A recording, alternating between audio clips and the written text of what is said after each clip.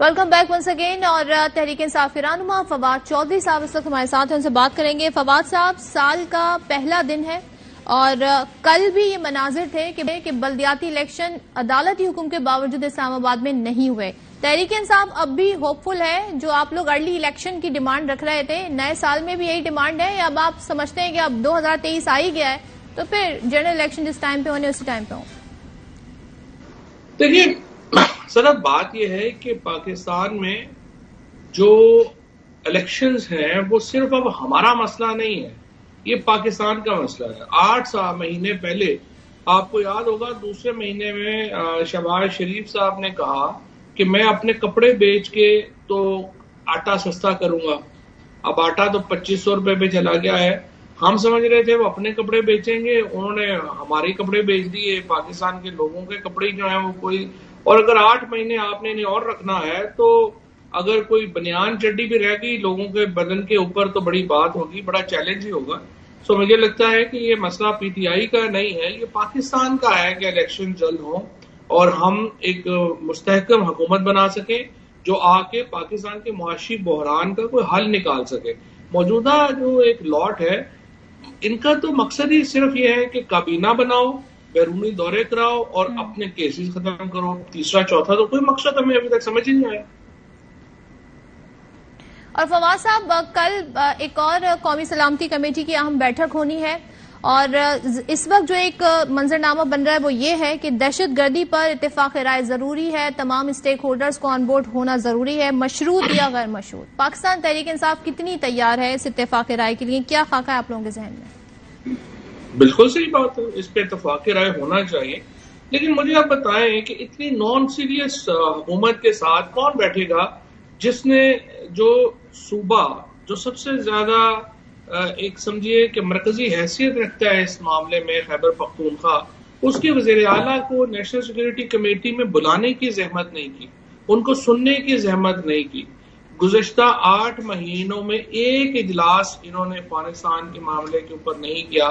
وزیر خارجہ ایک دورہ انہوں نے کابل کا نہیں کیا. جو وہاں کی لیڈرشپ ہے, دیکھیے رانا ثناء اللہ, شہباز شریف یا بلاول بھٹو, یہ افغانستان کے مسئلے کی انٹریکیسز کو نہیں سمجھتے. اور یہ جو کہنا کہ اب ہم ایکشن لیں گے, رانا ثناء اللہ نے ٹی وی پروگرام میں یہ کہہ دیا کہ ہم افغانستان کے اندر ایکشن لیں گے. کیسے آپ کسی سوورن ملک کو ٹیلی ویژن پر بیٹھ کے اس طرح جو ہے وہ کہہ سکتے؟ آپ لوگوں نے امپورٹ کیا اس دہشت گردی کو, اور آپ کے دور حکومت میں جو فیصلے ہوئے ان کو مورد الزام ٹھہراتے ہیں. میں یہی بتا رہا ہوں نا آپ کو کہ ان کو کوئی انٹریکیسز کا نہیں پتا, ان کو پیچیدگیوں کا علم ہی نہیں ہے جو افغانستان کے معاملے سے جڑی ہوئی ہیں. اور آپ دیکھیے کہ ہمارا جو 3 سال کا دور تھا تحریک انصاف کا, وہ اسی لیے ایک کامیاب دور تھا کہ افغانستان میں اتنی بڑی تبدیلی آئی. ہم نے 3 لاکھ سے زیادہ فورن نیشنلز جو ہیں ان کو ایویکویٹ کروایا افغانستان سے, اور اس میں جو سارے بڑی صحافتی آرگنائزیشنز ہیں, رائٹرز ہے, نیو یارک ٹائمز ہے, واشنگٹن پوسٹ ہے, ان کے صحافی شامل ہیں, ان کو ہم نے افغانستان سے نکلنے میں ہم نے ان کی مدد دی. اور یہ سارے جو معاملات ہیں ہم نے ان کو جو ہے وہ بڑے اچھے طریقے سے سنبھالا, چلایا. اب بھی جو افغانستان کی لیڈرشپ ہے, چاہے ملا عبد اللہ ہوں, چاہے ملا یعقوب ہوں, چاہے حقانیز ہوں, وہ ایک ہی پاکستانی لیڈر کا احترام کرتے ہیں اور وہ عمران خان ہے. اور وہ سمجھتے ہیں کہ عمران خان کا اس وقت مسلم امہ میں اگر کسی پاکستانی لیڈر کا نام احترام سے لیا جاتا ہے تو عمران خان کا نام لیا جاتا ہے. تو یہ لوگ جو اس وقت بیٹھے ہوئے ہیں ان کی تو کیپیسٹی نہیں ہے.